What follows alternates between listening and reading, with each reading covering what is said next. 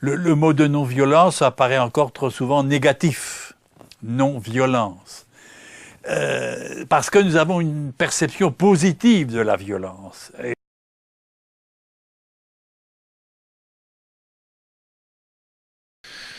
En début d'interview, vous nous expliquiez que notre société vouait peut-être un culte à la violence. Oui. Comment vous l'expliquez?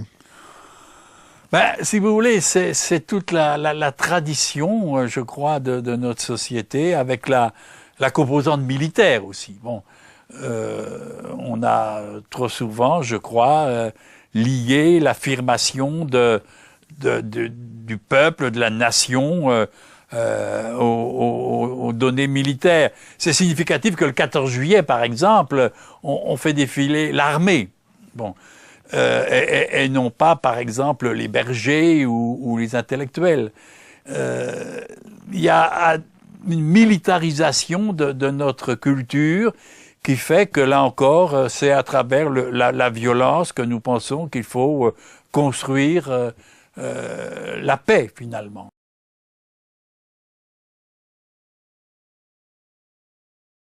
Bon, plus concrètement, j'ai été confronté à la guerre d'Algérie.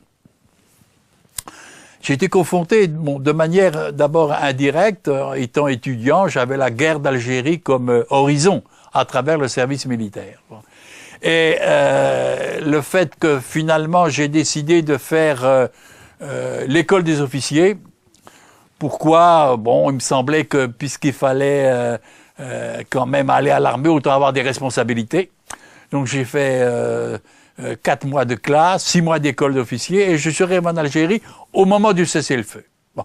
Donc je n'ai pas eu à faire l'expérience de la guerre, j'ai vu simplement les conséquences de la guerre en Algérie, les conséquences entre les différentes communautés, et je crois que ça a été important dans mon cheminement vers la non-violence, car j'ai pris conscience que la violence, que la guerre ne permettait pas d'apporter des solutions constructives au conflit.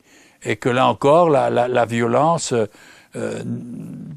mettait en plat des éléments de contradiction qu'il fallait essayer de dépasser.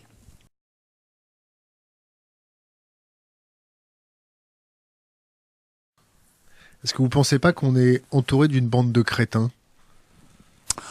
Oh, je me méfierais d'avoir un jugement aussi négatif sur l'ensemble de mes compatriotes ou de mes voisins. Congénères. De mes congénères. Je crois que l'idéologie de la violence est une forme de crétinerie, si vous voulez me faire dire cela, je le dis volontiers.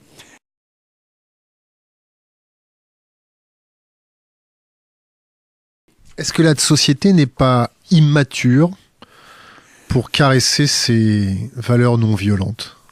Certainement qu'elle est immature. Mais quand vous parliez de catastrophes, nous en avons tous les jours des catastrophes à la télévision, dans les informations. Tous les jours, nous avons des catastrophes qui montrent justement l'impossibilité de la violence à créer une société de paix.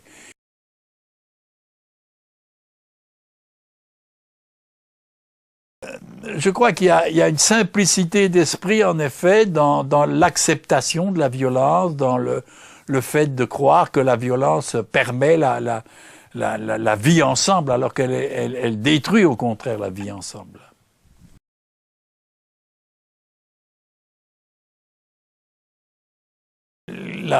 Gandhi a mis en place une stratégie de résistance pour libérer l'Inde de la domination britannique. Bon. Il a notamment refusé d'obéir aux lois.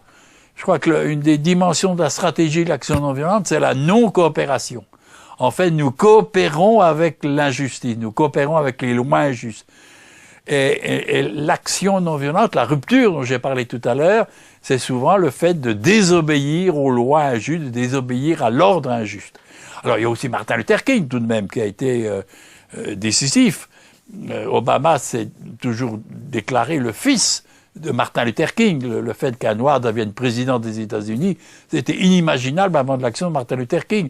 Et là encore, Martin Luther King, c'est à la fois un spirituel, bon, chrétien, mais bon, après tout, c'est vrai que le christianisme est fondamentalement violent.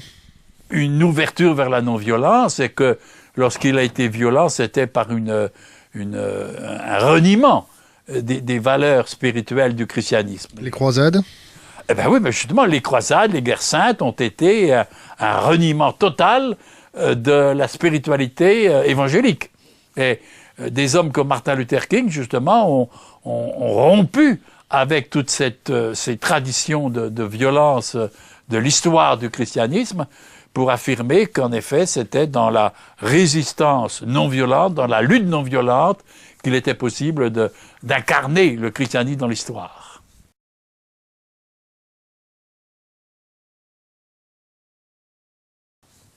Vous entendez qui par l'acteur du robot? Le pouvoir politique? Le seul détenteur de la violence légitime? Non, pas légitime, légale. Pas légitime, légale. Bon, alors bien sûr que quelque part, c'est l'État. Nous avons défini l'État comme étant justement la source de la violence prétendument légitime. Elle n'est que légale. Bon. Et c'est vrai que là aussi, c'est une contradiction de nos sociétés de vouloir croire que la violence va être le moyen privilégié de résoudre les conflits sociaux et politiques.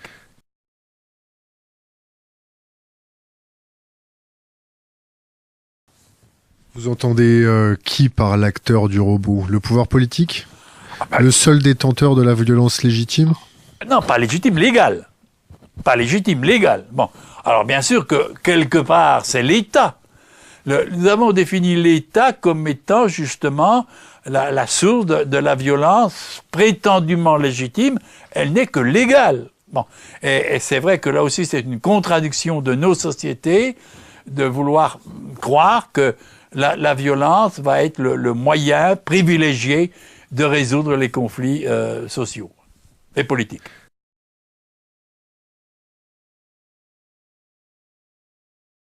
Les mots ont un sens, enlever le sens aux mots, rajoute de la misère sur le monde. Ça vous parle? Les mots ont un sens, oui. Enlever le sens des mots, rajoute de la misère sur le monde. Il ne s'agit pas d'enlever le sens des mots, il s'agit de donner aux mots le sens qu'ils ont et de voir qu'est-ce qu'ils justifient.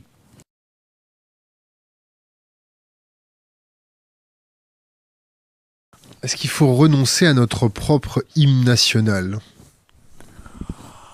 Alors... Est-ce que la Marseillaise n'est pas une ode à la violence? Probablement. Probablement.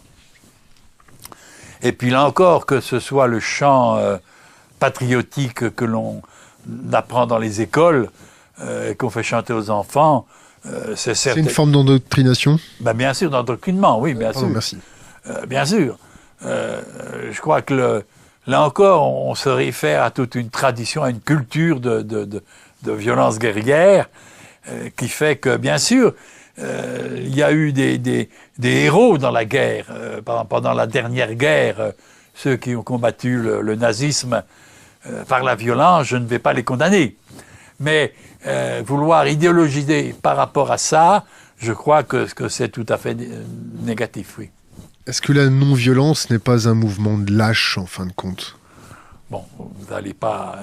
n'espérez pas que je vais donner une réponse positive. Je vais essayer de vous faire sortir de vos gonds, mais ça m'a l'air impossible. Mais bon, ben, pas comme ça, en tous les cas. Alors que certains, mais même, je sais pas, c'est pas la majorité, je pense, parce que, encore une fois, la non-violence, c'est Gandhi, c'est Martin Luther King, c'est Tolstoï, qui sont des hommes éminemment courageux. Qui c'est qui va dire que Gandhi était un lâche ou que Martin Luther King était un lâche? Donc, il faudrait avoir une conception d'abord du courage de la violence, qui n'est pas non plus le fait de tout le monde. Non, je ne crois pas que ce soit une idée majoritaire de penser que la non-violence est le fait de lâcheté. Jamais. La non-violence est toujours une résistance. Et une résistance risquée. Donc c'est le contraire de la lâcheté.